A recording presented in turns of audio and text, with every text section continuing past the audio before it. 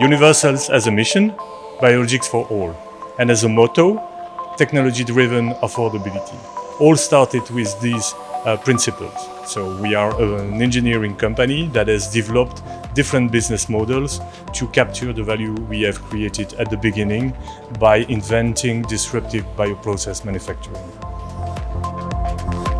In the biotech industry, the old paradigm is the very centralized manufacturing, which means that you have big facilities like in Belgium.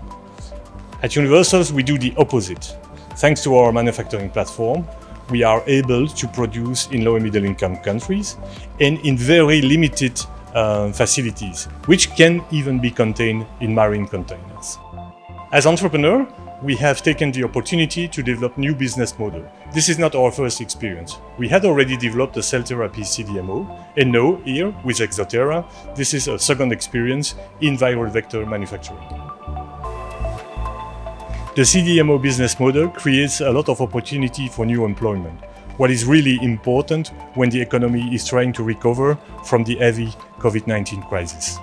Since the very beginning, we have been supported by regional authorities with subsidies, but also by local investors like Innovation Fund.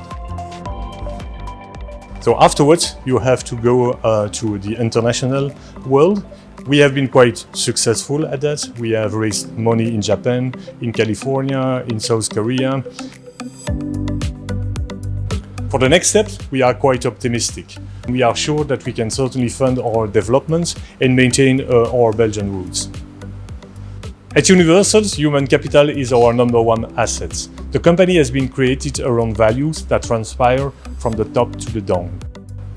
The focus on human capital is also shared by the ecosystem. The best illustration is the creation of the future European Biotech School, which has been supported by the public authorities in the context of the Belgian Recovery Plan.